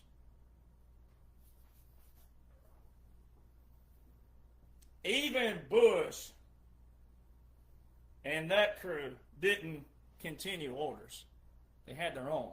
Whether you liked them or not, and we can make a point of destruction from that angle, but just for the surface talk, they didn't have continuation orders themselves.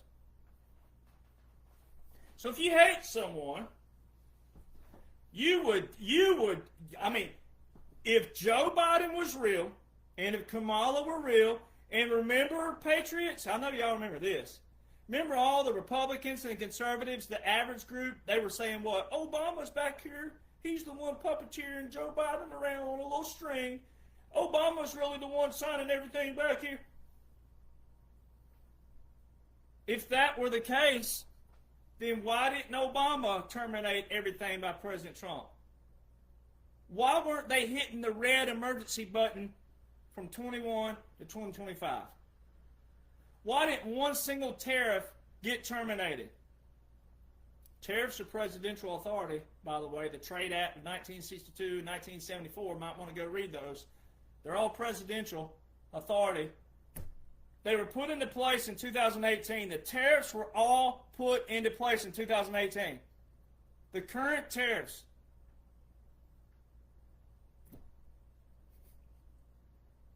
And then they displayed to Americans that there was a Democrat president, a Democrat House, and a Democrat Senate from 21 to 2023. And they didn't terminate a single order by President Trump?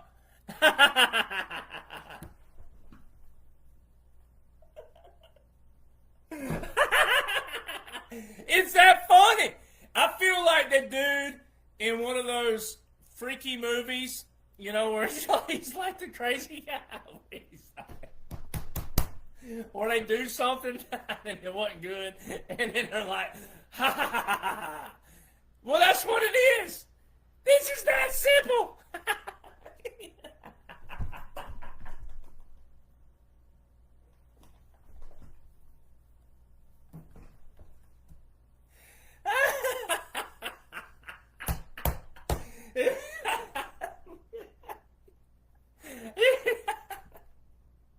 It really is that simple.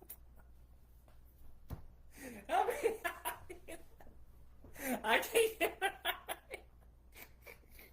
I can't catch my breath. I swear to you. It really is that simple. I mean, I'm trying to think of something where like someone made me mad, and I'm like, I'm gonna get them. I'm gonna send their picture out all over that they sent me, you know, something. I mean, like, if you hate somebody and they're destroying you, oh, he's doing this, he's that, they would have done everything to President Trump to prevent 47 from happening. President Trump, he told you specifically, he said, on the 2020 debate, he looked at quote-unquote Joe, who was already replaced at that point. He looked at Joe on the 2020 debate, said, it was you, Joe. It was you, Joe, who recommended the Logan Act on General Michael Flynn. You recommended that to Obama. Obama didn't even know about the Logan Act, Title 18, Section 953, which is federal crimes and criminal procedures, Title 18. They used the Logan Act on General Michael Flynn for a meeting. It's called private correspondence with a foreign leader. I'm going to try not to laugh. President Trump, supposed to be the former President Trump, met with 12 foreign leaders at Mar-a-Lago and Trump Tower from April 2024 to December 2024. And the Democrats didn't do anything.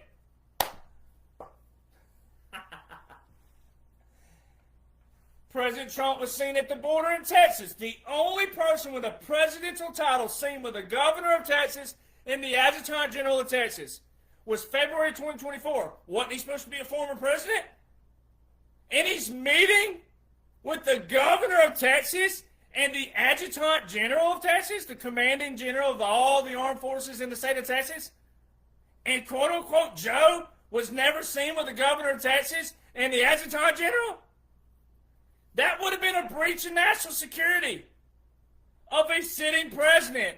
That would have been a violation of multiple federal laws, including his own, because it was election year. It would have been a election interference from his own executive order with a national emergency.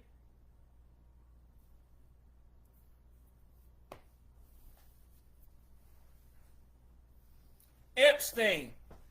First run-in with the law was 2005, people.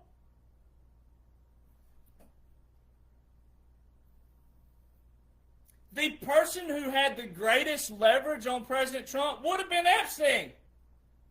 Epstein was alive 3 years into President Trump's first term. If anybody could have gotten publicity, I'm pretty sure it's a billionaire named Jeffrey Epstein. He already had publicity. The greatest leverage would have been Epstein over President Trump, not President Trump over Jeffrey Epstein. And from 21 to 25, when you, not the Patriots, exclude you, all of you twerkers, because I know y'all twerking with me, all of you Patriots, exclude you, all of you average whatever you want to call yourselves, from 2021 to 2025, when you thought Joe Biden was president, when you thought Kamala was the vice president, when you thought Obama was back here pulling strings, I'm pretty sure they would have already known by then, hey, we got to terminate these executive orders, we got to terminate this national emergency, we got to terminate this, we need to abolish this. They didn't do anything. Didn't do a thing. Didn't terminate anything. Didn't terminate a single thing that they are whining about right now. All the things they're calling him a Nazi over, king over, dictator over, destroying things over, everything they're calling him right now, they didn't do a thing. And they didn't release these files.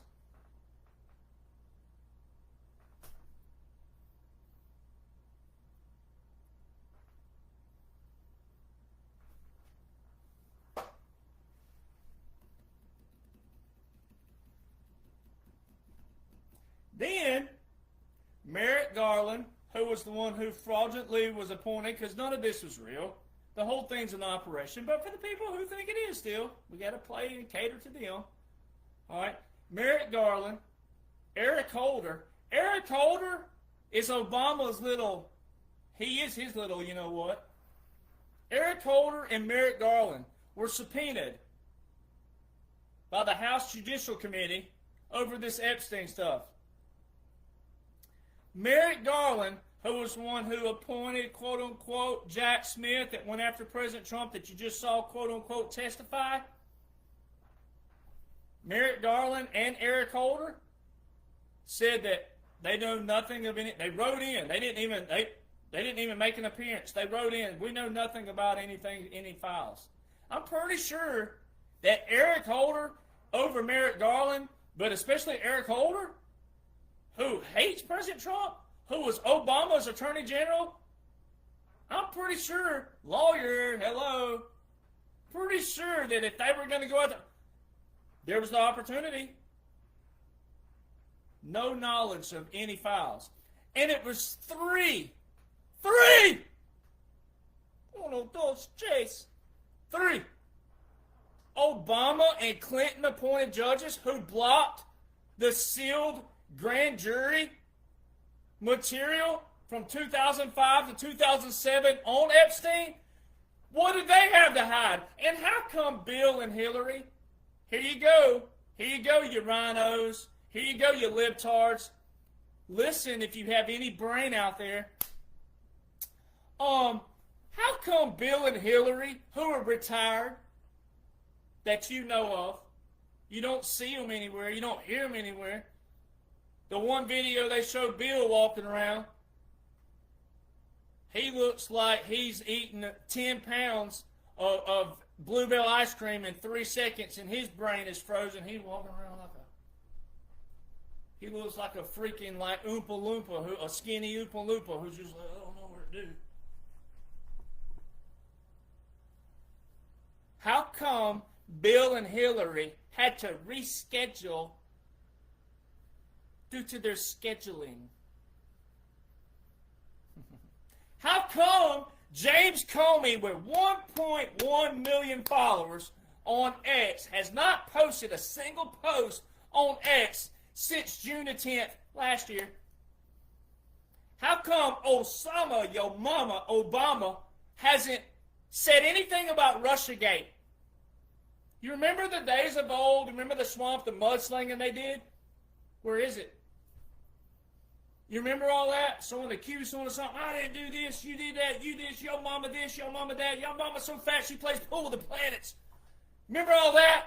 Remember all the trash talking? Remember all the mud? Where's Obama? Where's Big Mike? My man.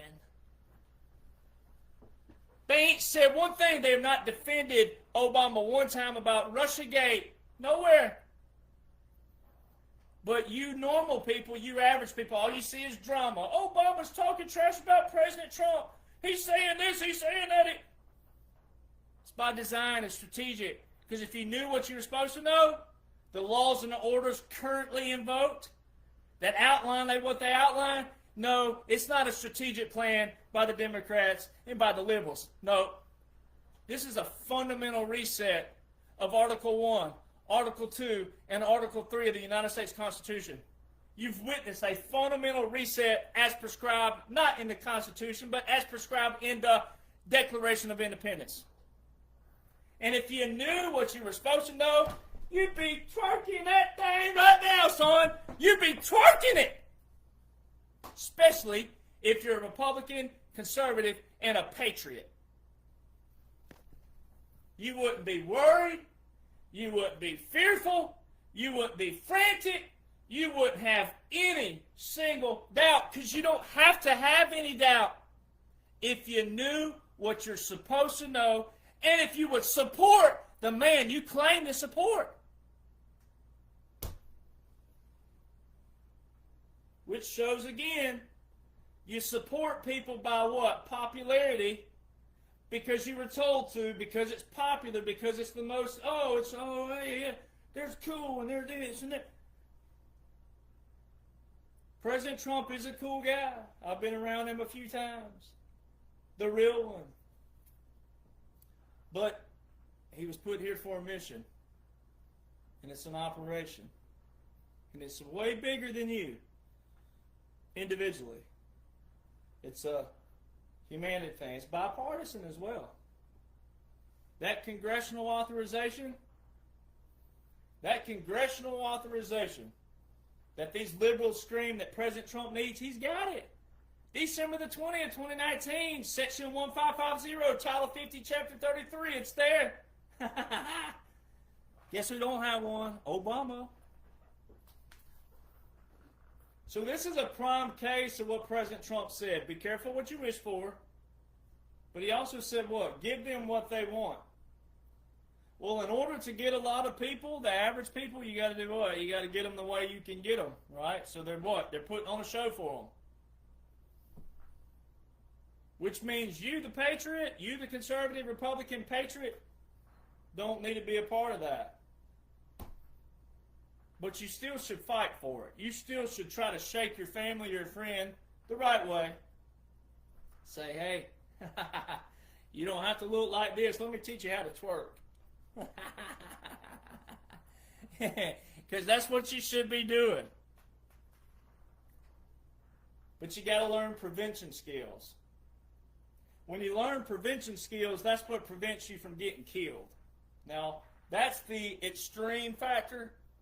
But when you prepare for the worst, then anything in between, you can handle. And that's what warfare does. That's what, irregular, unconventional, strategic, guerrilla, it teaches you skills. You may never need them, but they are pretty handy in everyday life. And that's why you can have calmness. That's why you can have that cancer about yourself that where you can sit and be like, You may receive bad news in your family or a friend or whatever, something, but you can handle it the right way if you train yourself. You think. Use your thinking skills. Put the phone down occasionally. Like me, this whole week I've been deer hunting. You hadn't seen me posting a whole lot because I've been hunting. Been freezing mainly, but I've been hunting. Right? You have to recalibrate your mind every now and then. Recalibrate. Go out hiking, walking, whatever it is you do, surfing, skateboarding, rollerblading, whatever. You can't do any of those. If you're in a wheelchair, then hey, pop a wheel in that bad boy. Right? Do whatever. Do whatever it is. Put the phone down. Recalibrate. Center your life on a foundation. Center your life around what matters. Then you're going to find contentment. Because when you read what you're supposed to read, when you study what you're supposed to study, when you know what you're supposed to know, and you put all the other aside, you'll realize what was drama, you'll realize what was unnecessary, you'll realize what didn't matter, you'll realize what does matter. Then you'll also free up your life. I've had so many emails come in and messages come in about people who were like, man, You know what? I finally did that. I finally did this, and I went and my Instagram paused again. I've had people say, I did this. I just put a pause on my life. Like my Instagram's doing, it's pausing. And then they said, you know what they came back and said? Oh, I'm much freer. I don't feel as stressful. I don't feel as frantic. I don't feel as this. Because you got to have a foundation. And I mean, it's like that. I mean, that's your foundation. He put this here April the 2nd, 2023, which would have been the midway point of your quote-unquote Joe. It was a midway point.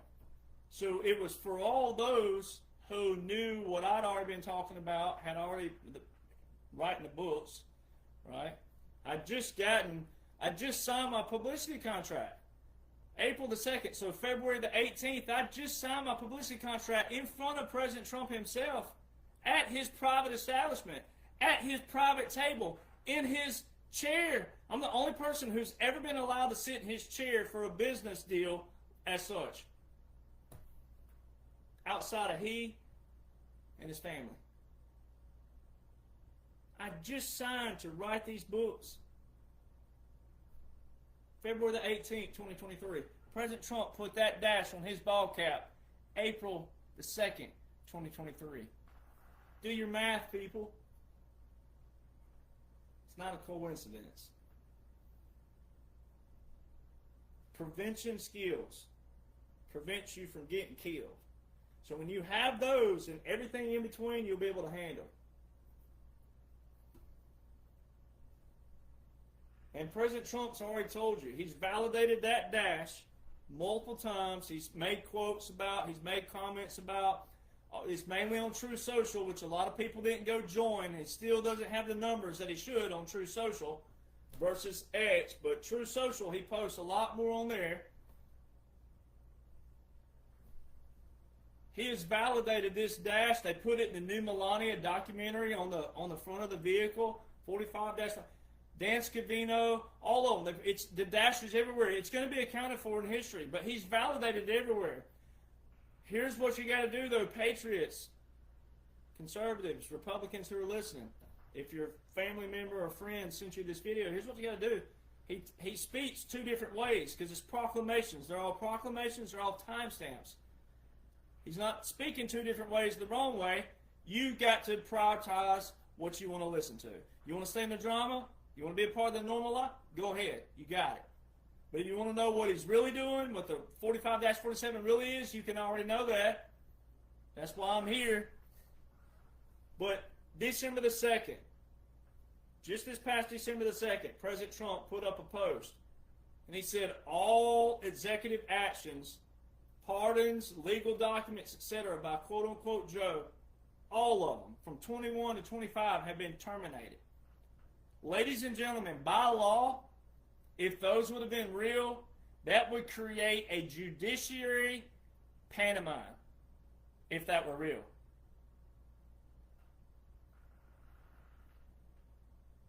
Because even some Obama executive orders, Bush executive orders, all the way back, that are still active today, whether they were signed with the good intentions and motives, doesn't matter. If they were or weren't, does not matter. But terminating some executive orders with national emergencies before they have a resolution by the president and or the Congress would be chaos. Not the kind of chaos that you're confusing with drama, but we're talking about legit chaos. President Trump, December the 2nd, said all executive actions, that means executive orders, freezing up again. I'm on top of it, baby. Let it unpause for a moment, if it unpauses. That means I'm right over the target, see? Always on the target.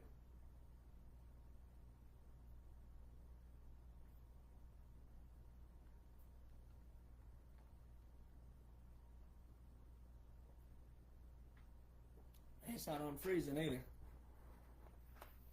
Says pause due to poor connection, and it's not reconnecting at all. All right, finally reconnected. Well, I'm over the target, baby.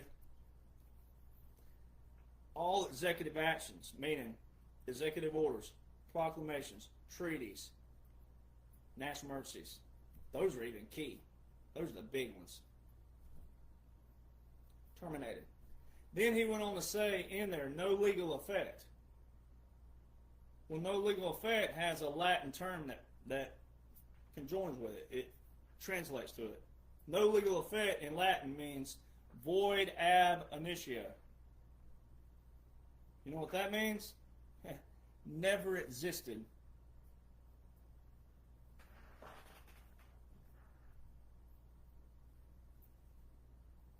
Never existed. It never existed what you thought existed. President Trump existed. President Trump was in government exile. President Trump was a regular warfare, unconventional warfare strategy, 45-47. Quote unquote Joe never existed. Quote unquote Kamala never existed. The Biden, quote unquote Biden administration never existed. By law, never existed. That is what that post meant. But see, what people do is they'll see President Trump come back like he's been doing recently, saying, oh, the Biden administration did this, and they let all these people in. You're not understanding and comprehending what a government in exile is and a puppet government, and how they're irregular and unconventional warfare. That's where most people are struggling. That's the key pieces that people are struggling with. And then the cherry on top, and I'm going to end with this. By Army Regulations 600-25 on January the 20th, 2021, quote-unquote Joe had a military funeral service. Now, where people struggle with this is the fact that there is an actual gun salute for military funerals. And then you also can have a 21 gun salute for a president or for whoever it is deceased from the military. But quote-unquote Joe wouldn't qualify for military. So that portion's excluded automatically. So what you have to do is you have to go to the date of. January the 20th will be inauguration day. And then you got to go to the locations of the cannon. That's very key. What was displayed to you, the people? So before they get there, right, raise his right hand at 11:47 a.m. Eastern Standard Time, which is a violation of the 20th Amendment, straight out the gate. Then, by Army Regulations 600-25, all of them are in Army Regulations 600-25, by the way. But after the quote-unquote oath, and you hear dun-dun-dun-dun-dun, bum-ba-da-dum-bum-bum, you hear the four ruffles, and then you hear audio, hail to the chief.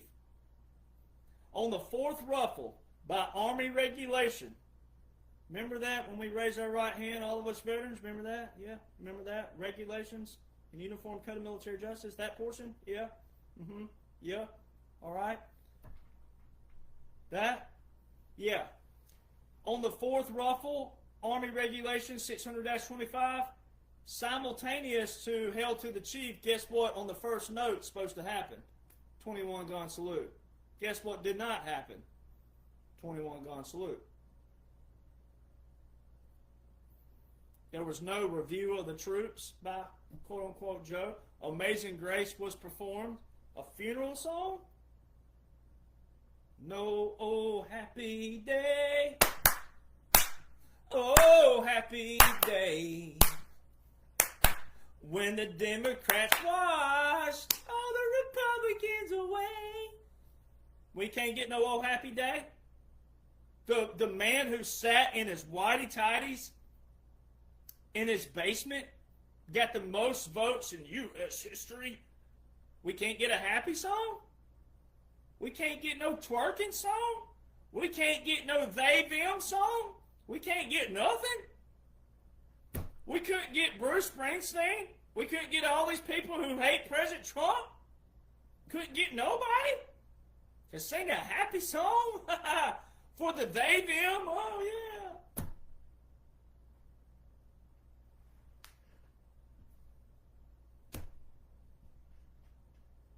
Then the National Guard, as the motorcade drove by, for all the people watching that day and all the they, thems going, oh, finally someone who understands I'm a cat and I like to take a poop in a litter box in the bathroom of a high school. Finally, someone who understands I want to chop my wiener off. Oh, I want to be a female so bad. Wait, I don't know. No, I'm not a female. I'm a them.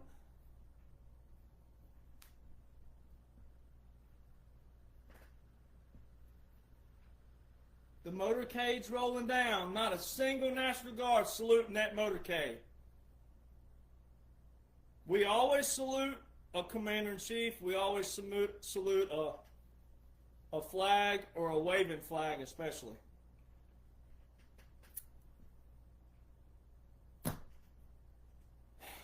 Then there are all these fat. I know people don't like fat shaming, but we're going to fat shame on this one. We're going to fat shame tonight. Pleasantly plump, whatever you want to call it. Fat. There were these fat soldiers. Not in regulation uniforms straight out the gate. Those were not regulation uniforms. Plus, they were fat, and they were moving around. Ladies and gentlemen, if this was a presidential inauguration, ain't no soldier going to be moving around like that. You would get a cussing put on you like nobody's business. Plus, you'd get what they call a counseling statement. You might even get courts-martialed, depending on if you were doing it on purpose or you weren't paying attention. It just depends. They're moving around. One of them, I'm like, man, if you'd hit that treadmill a little bit more, you'd be a better actor than what you are. Big old gut. Moving around, moving around, moving. That is not the 3rd Infantry Regiment, ladies and gentlemen. That ain't any part of the military. You only see that in the movie Major Payne before Major Payne got in there and whooped those little fat butts to shape. You don't see that in any military, ladies and gentlemen. And when you don't want to listen to veterans like me, outside of the fact if you want to believe I'm part of it or not, don't matter. This is straight up military regulation, straight up Department of War regulation, and branch regulation. When you don't want to listen to this, and you want to say, oh, well, why did they do this? And then put an angry face on it, but not comprehend it. Ain't nothing to be angry about. This is validation for you that none of this is real. It's real, but it's not what you think it is. Those were none of this was regulation whatsoever. Old fat boy looking like Oompa Loompa there, moving around. Army Regulations 600-25, there was not a officer present. Army Regulations 600-25, 2-3 cannon salutes. Go read it. There's to be a commissioned officer present at every cannon salute. Go back and watch the footage that day, what they gave you for quote-unquote Joe.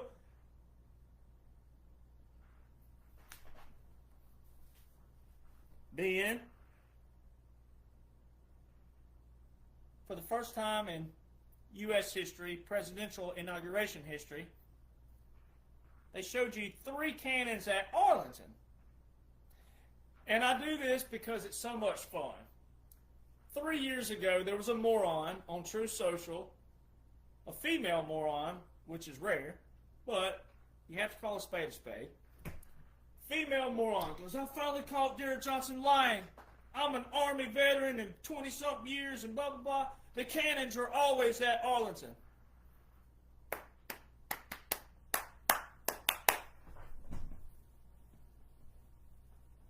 Yep, you're correct. The cannons are always at Arlington. But why are they showing the cannons at Arlington on an inauguration day of the man who sat in his whitey-tighties in his basement and got the most votes in U.S. history? And why were you female heifer, why weren't you paying attention to the other Army regulations that, if you're really Army and you're really a veteran, why weren't you looking at all the other that you didn't get correct, you moron? Claiming to be a MAGA, claiming to be a President Trump supporter, which we know most of them aren't, but let's just, for sake of argument, say that this person was. This is how dumb they are. And then their dumbness and their ignorance and their stupidity and their hatred and their jealousy ends up proving what?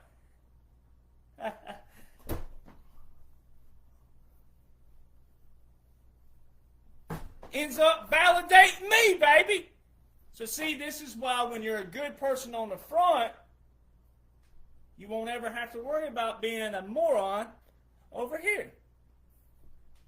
Because for the first time in United States inauguration history, 3 cannons were shown at Arlington, which is always at Arlington because the cannons at Arlington is for Arlington because they're for funerals. 3 cannons is a funeral. The 4 cannons, 21 rounds, were at Joint Base Andrews with President Trump when the whole world, especially the they-them audience, were finally, they were over there having them a orgy like nobody's business, thinking that President, finally he's gone, he's out of here, we can they-them all we want. We can go take a big giant doo-doo in our cat litter boxes, and we can celebrate. No, we can get out in the street with our dildos and spatulas, and we can finally be idiots again in public.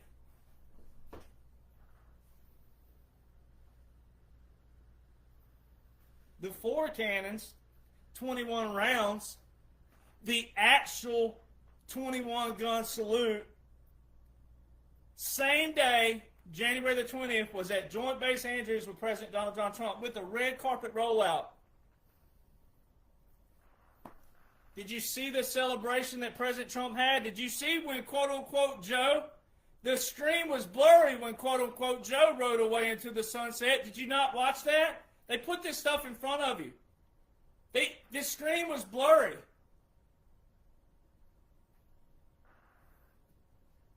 The audio was fake. This production is so awesome. I don't even know how they're going to put it in a movie. It's got to be like a Death Wish movie where it's like 13 of them. Or like Rambo. Or like Rocky, where you're like, man, how many are there going to be? I love them, but how many are there going to... On January the 20th, 2021, quote-unquote Joe, for the whole world to witness, had a funeral. Military funeral. By Army Regulation 600-25. That every veteran we raised our right hand to took an oath that says, I will obey the orders of the President and officers appointed over me according to regulations and the Uniform Code of Military Justice, which is military law, Title 10, Chapter 47.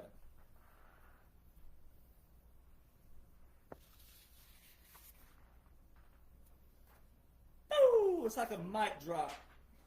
Note drop. So see, people are showing their priorities are in the wrong place when the principles outline that if President Trump was in these files, then the people who are yelling, screaming, kicking, cussing, all these names, all this vile hatred, bitterness. I mean, we're talking about you can't even use a light term for it because it's not light terms. But for the actual people, but they don't realize that they're being set up. It's a bait. They're going to take the bait. They've already taken it. And there's going to be a switch moment. And guess who's going to switch? One of their people. And it's not going to be one. It's going to be multiple. I can't, and it's not about me, but someone like me, but someone way bigger than me. I can't exonerate President Trump. Generals and admirals individually and collectively can't, because liberals and Democrats have zero respect for the military, and or they use it to gaslight, manipulate, and twist to fit their narratives, to fit their agendas. So generals and admirals even can't exonerate President Trump. Guess who exonerates President Trump? Their people do.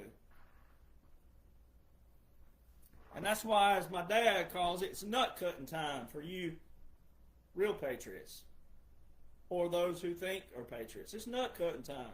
You see all these people who are trying to, they're not joining Kid Rock's tour right now because of who Kid Rock is and what he represents. So see, it's nut-cutting time. Better choose your side of the line appropriately and accordingly. A lot of these artists out there, they're afraid of being canceled, and they don't have to be. But we're seeing who you are. It's recorded who you are. You're recording it. You're time-stamping it. And when you jump ship, you're time-stamping it forever in history. And you patriots out there need to remember it. You can forgive people, but you don't need to forget. Forgiving people is what led to the swamp. I mean, we had people leave like finance and go over to military. How are they even in the military department with no military experience whatsoever? Or they would be in something like, operations, and then they'd come over here to something just, I can't even make anything up. It's what President Trump said, the swamp. They just kept regurgitating each other and swapping each other around. They never fired them. They used all this publicity and drama to build their narratives. They used publicity against you, the people, and got you fighting over things that don't matter.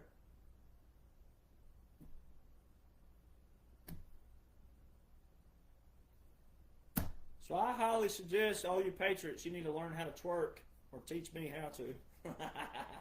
But I like the way I dance, because I can't dance, and that's what makes it more fun, because I can't dance, and I'm your typical white boy who can't dance, right?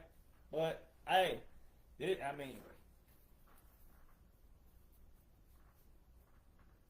paused again. Man, Instagram's eating me up tonight. So, but anyway.